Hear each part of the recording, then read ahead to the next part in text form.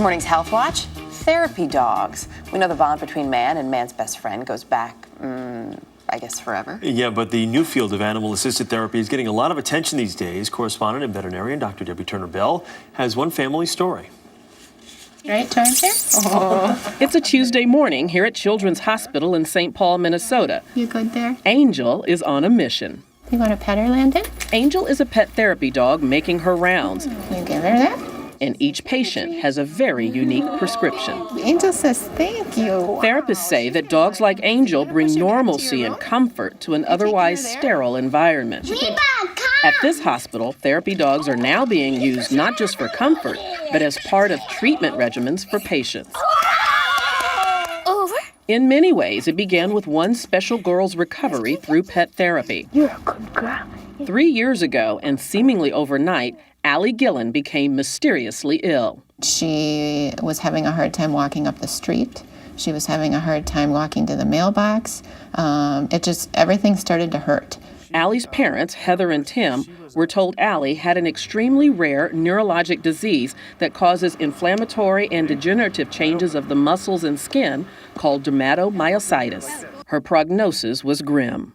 It affected her kidneys, her lungs, her colon, her throat muscles. Everything was shutting down. And we were told her life was in jeopardy. Allie's treatment was painful, and she made little to no progress at first. She couldn't move anything except for moving her fingers a little bit. All of the muscles in her body were not working and essentially were starting to shut down. Then, with hope running out, This letter R. occupational therapist Nicole Lindstrom introduced Allie to an unexpected furry friend. The first thing she did was reach over and start petting the dog.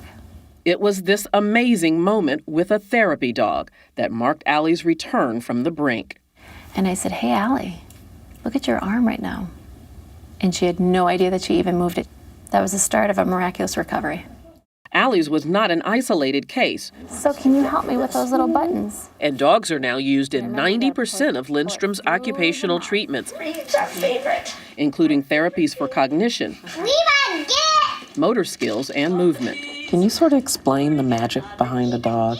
There's a natural bond that happens between a person and a dog, that the other things kind of slide to the wayside. For Allie, doing things like dressing the therapy dogs up in costumes helped her regain her fine motor skills and muscle strength.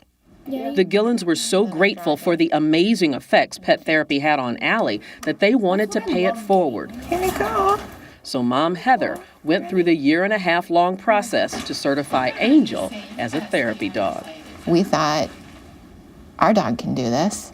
Angel can do this. We can do this. Nice to meet you. To provide that comfort and hope is something that my heart just jumps for every single week that we're there.